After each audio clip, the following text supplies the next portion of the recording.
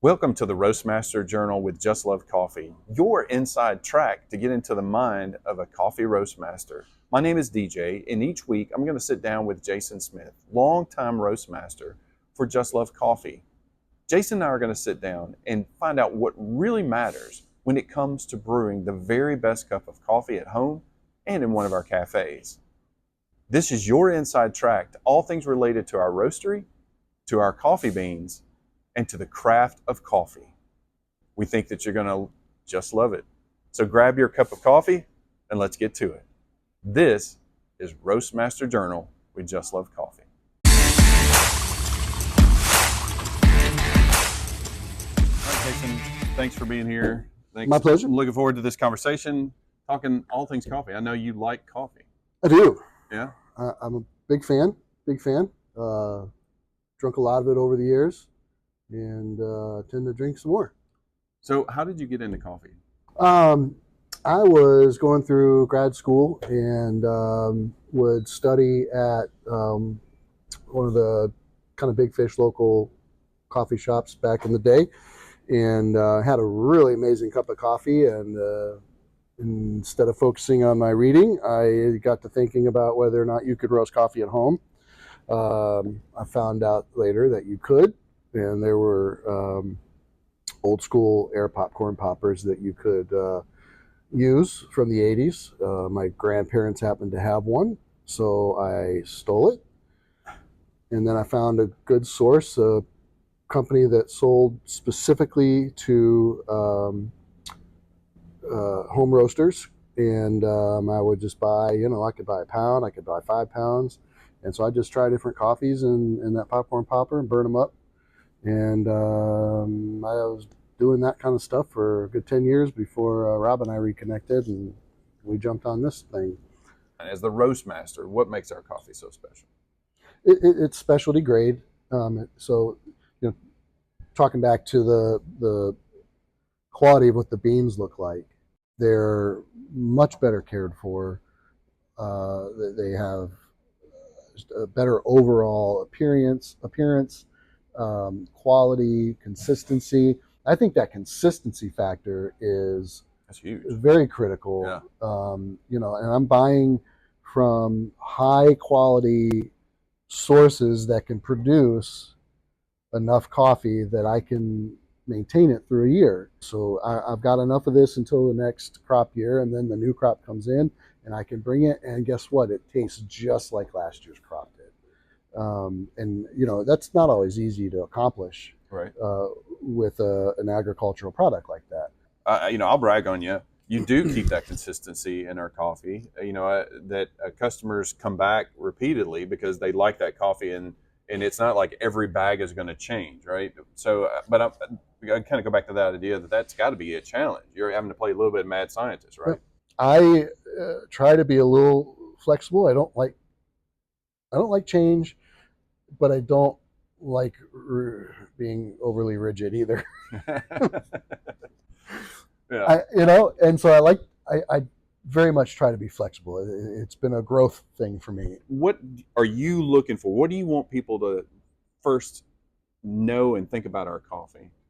Well, I want them to know that it's good quality coffee. You hear that from me. I'm buying good greens.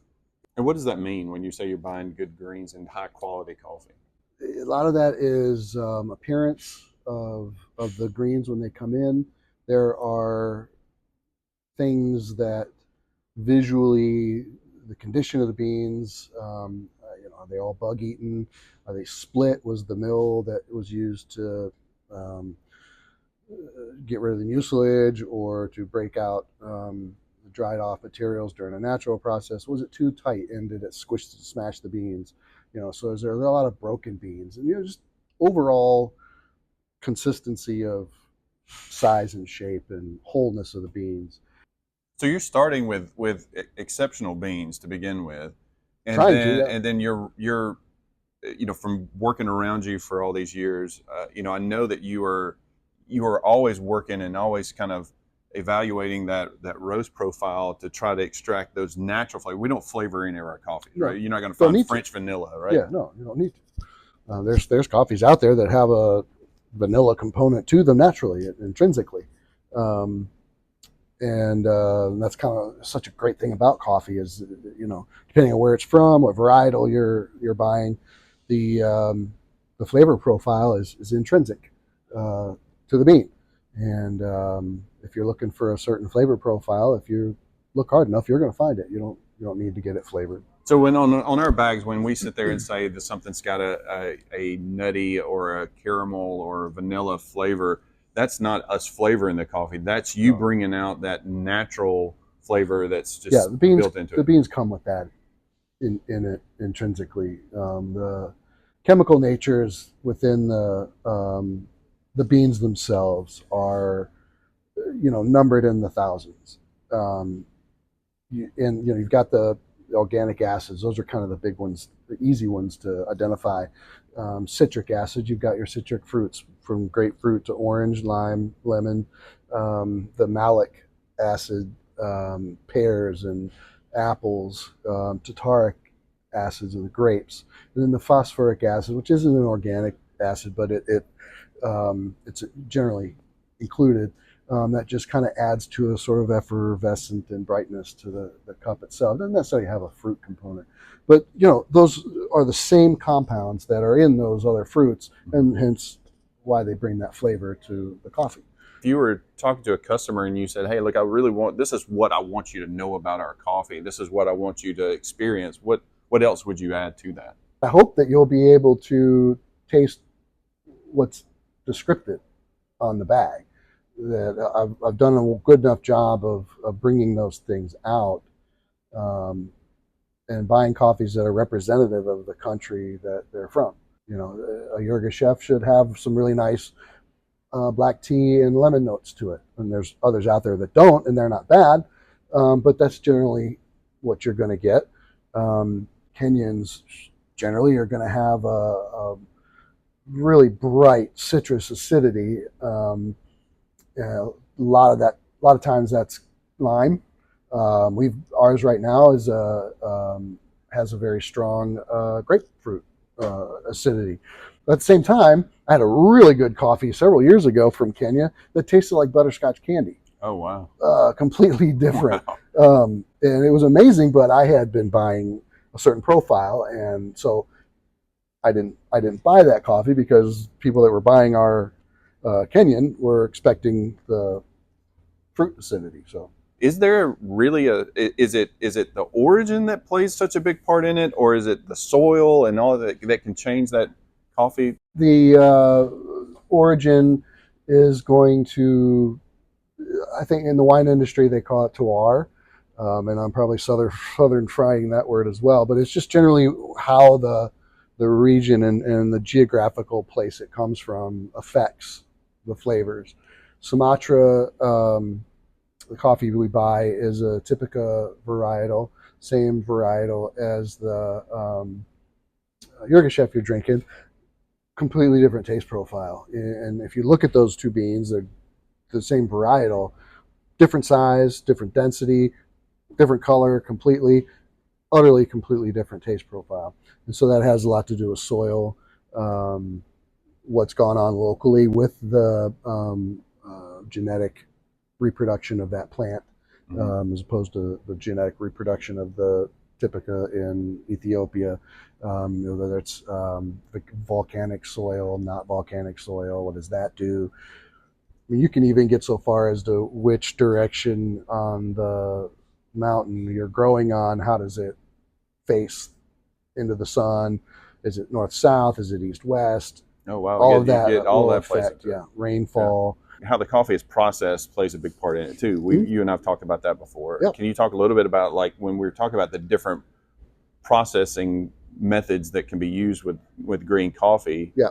And coming from the farm, how does that impact the flavor? Yeah. So the coffee tree plant is growing these fruits, cherries, and we got to get the fruit and peel off of them. And there's kind of two main ways that gets done with a bunch of variations underneath them. But you've got wash process and natural process.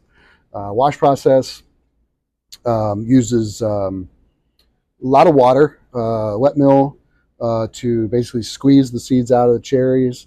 That diverts the fruit and the peel off into its own pile, and then puts the seeds or the beans into their own pile. That fruit and that peel can be put back onto the farm ground as fertilizer, or it can be dried itself and turned into basically an herbal tea and brewed, called cascara. Uh, then the seeds are put in water for a certain period of time. They want to trigger a little bit of fermentation on that remaining fruit, so that they can wash it off. And that's the washing part, because the beans are going to kind of get scrubbed with water and agitation. And then they go out to dry. Um, the other main method is the natural process, and that was the original. When they first started commercially exporting coffee, everything was done the natural process or the dry process, and it's basically the whole cherry gets put out to dry, and the fruit and the peel it dries on the seeds, and the sugars in the fruit ferment on the seeds themselves, and that creates chemical changes within the seeds themselves, creating some really super juicy fruit notes. Wow. Inside the seeds. And I know you and I have talked a lot about like having organic coffees, and that we have customers that look for that. Mhm. But you have a viewpoint on that, as far as like, we're not necessarily looking for coffees that are USDA certified organic, right? You No. want to talk a little bit about that? If I were to put a Ethiopian Yirgacheffe in front of you that was not certified, and not tell you, and put one that was certified in front of you and tell you which one, and not tell you which one is which, you would be able to tell a difference. If they had the same flavor profile, if I was roasting both coffees to the same roast profile, you would not be able to say, oh, this is organic. You couldn't. Certification does not guarantee a better cup of coffee. At the end of the day, I don't want to be charging exorbitant amounts of money to my customer for something that isn't adding to the quality of the product. We do want that farmer to be paid fairly. Yeah. We want them, we want everybody along the line to be able to make the living that they need. I've been working with my main guy for 16 years, 15 years. And long-term relationships with the coffees that I buy from him, they're long-term relationships with their suppliers. Certain cooperatives are just a mainstay. They've built that relationship with those cooperatives down there, and unless something drastic happens, they work very hard to maintain those relationships with their farmers. So I've built that trust for that, and knowing that they're getting a decent price for their coffee. Let's say you have a customer who never tasted Just Love before, and they're very new to the brand. They're new to what our profiles are. What they're staring at our lineup, because we have some 20 odd coffees maybe. How do you help them choose? First, recognize that coffee is very subjective, and what I like is not necessarily going to be what they like. And I also understand that they're coming, if they're new to us, they've never had our coffee before, but they know what coffee tastes like. And so I'm going to go to them, and I'm going to pull from them what they like in their coffee. What do you do with it? Are you a cream and sugar? Are you black? Do you like it to kick you in the teeth? And I'm pulling that out from them. And I'm a counselor by education, so I'm pretty good at pulling things out of people. And I can pinpoint, okay, this coffee might fit that because it does this, this, and this. This blend over here might fit that because of this, this, this, and this. One of the things that has helped us is that my roast is fresh, I don't rush my coffee necessarily, and so it's really smooth. It doesn't have a lot of the bitterness that comes from coffee that's been sitting in a bag on a shelf for a really long time.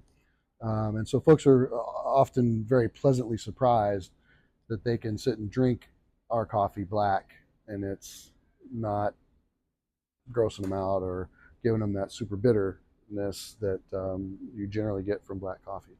And you mentioned something in there too that that I think, at least I thought I heard it, was actually you would want to look at what brew methods, because I mean, I mean, you're talking about like a pour over versus like an immersion method, like a French press. Those are gonna bring out different qualities of the coffee. Yeah, right? yeah, it's going to do different things. It's going to accentuate things, diminish other things. And so, and how much work does the customer really want to put into it? Right. I mean, are they a straight drip batch brewer where they got whatever at home, and that's fine. Are you going to be doing a Chemex? Are you going to be doing an AeroPress? Are you going to be doing a French press?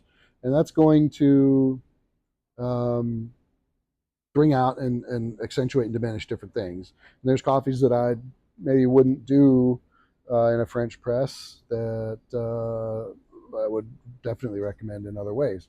And all of our coffees work. It's not to say that you have to have a Chemex or a French press to be able to enjoy our coffee. I mean, different things are promoted. Right.